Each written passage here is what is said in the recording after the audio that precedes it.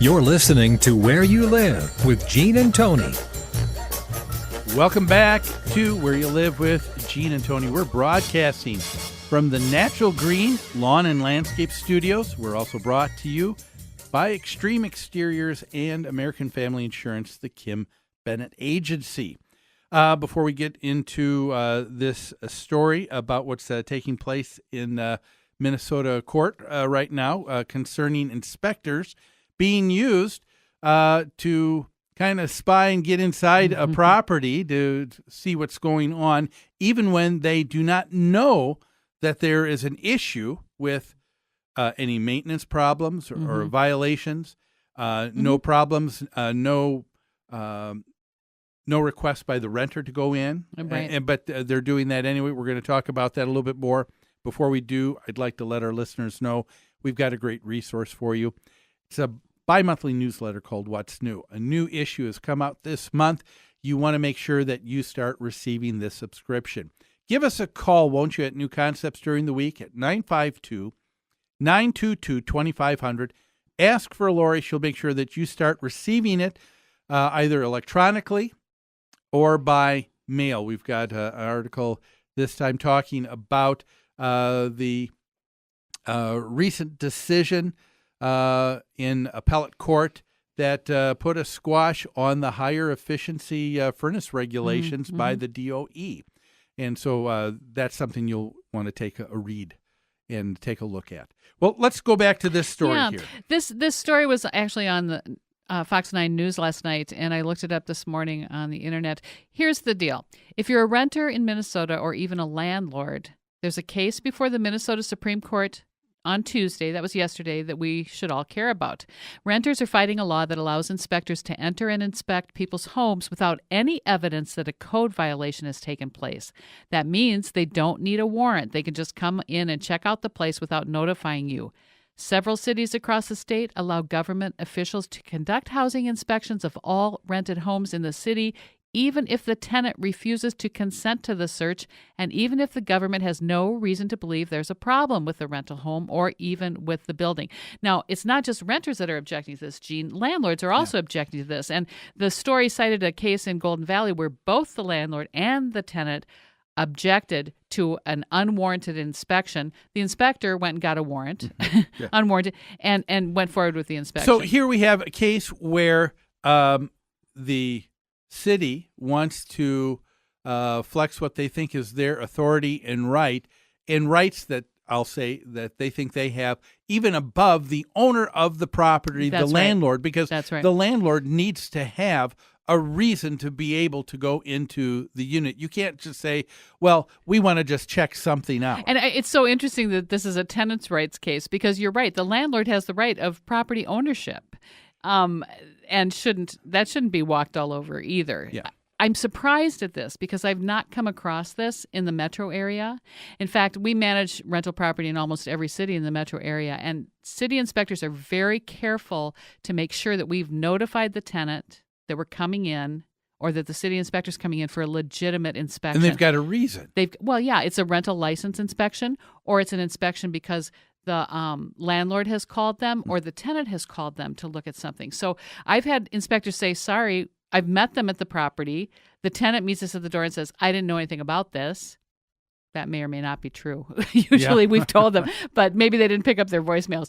And this inspector says, I'm sorry, I won't go in. So I've come across that much more often. I've never had an incident where an inspector has just shown up at someone's door and gone inside and snooped around. So what do you think is going to happen here? I think this will be upheld. I think that the court will decide to protect tenants from this kind of abuse. I certainly hope so. If not, I could see that this would be something that would go to the Supreme Court next. Oh, could be. That could be. If they kept certainly pushing for that. Landlords have to have a legitimate business purpose to enter the tenant's home at any time and have to give notice. Now, I have a small bone to pick about the interviewee on last night's show, Attorney Anthony Sanders with the Institute for Justice, and I learned later that this was a surprise question. He wasn't prepared for this question, and so he was just pulling information out of his head. And the interviewer asked,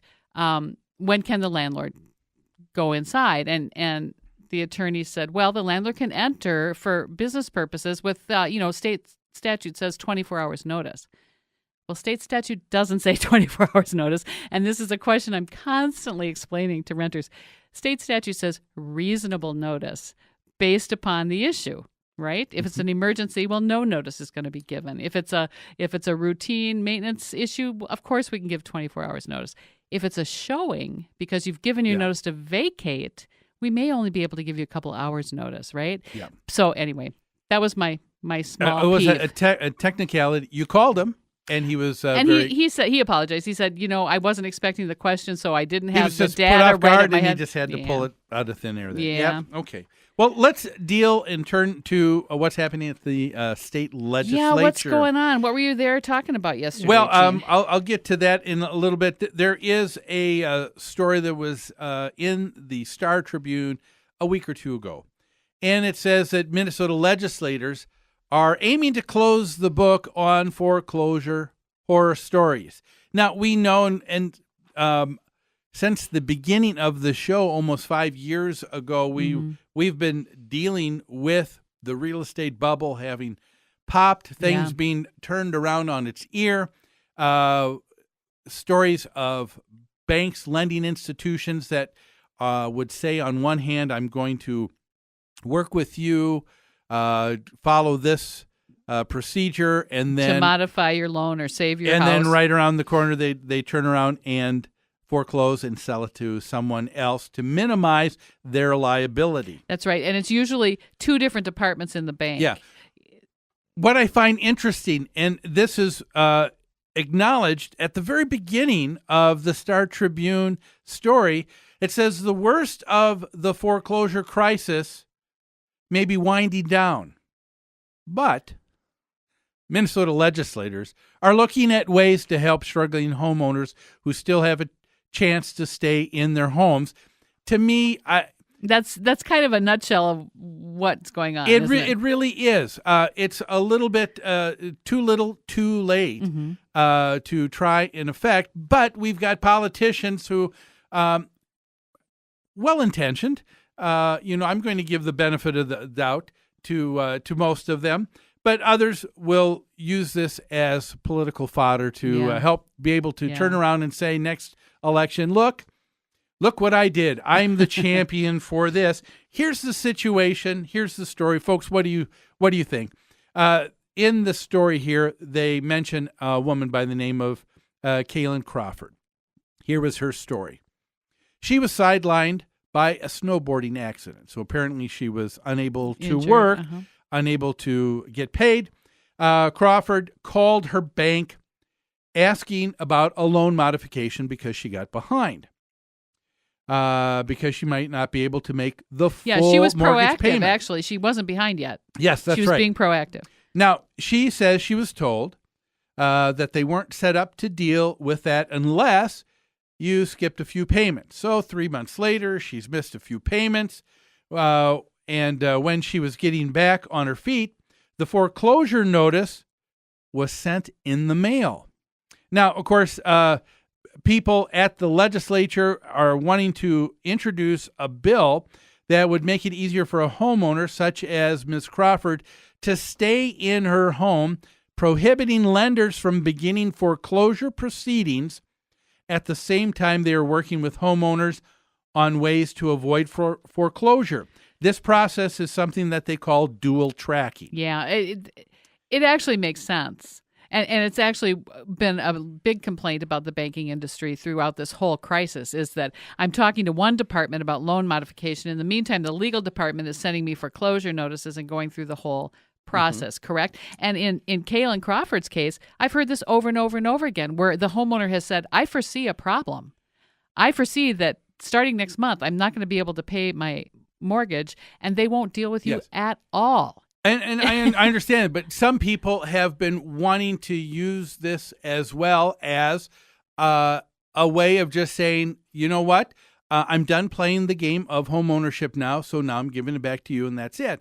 And a lot of people expect in their life soon as something drastic comes and some change takes place, they want to be able to say, okay, now I get a do-over. But life isn't always about do-overs. Right. know? And I'm not sure that's what the issue is here, though, because she was trying to hold on to her house, right? No, not Okay. her, but I'm I saying see. a lot of people. Yes, no, not her, but a lot of people have that expectation and we've seen that where someone says, you know what, I went to give my property back to the bank and they won't take it. Oh, I see. Yeah. And well, what do you expect? You were an adult and you said, I want to it's the own bank's this home. prerogative whether they're going to take it back. You have two parties in here that and they both have different interests. Yeah. We're going to talk about what those different interests are. We're going to ask you what you think of what is going on here at the legislature. Is there a reason to help people out in cases like this? We'll talk about that and more after these messages.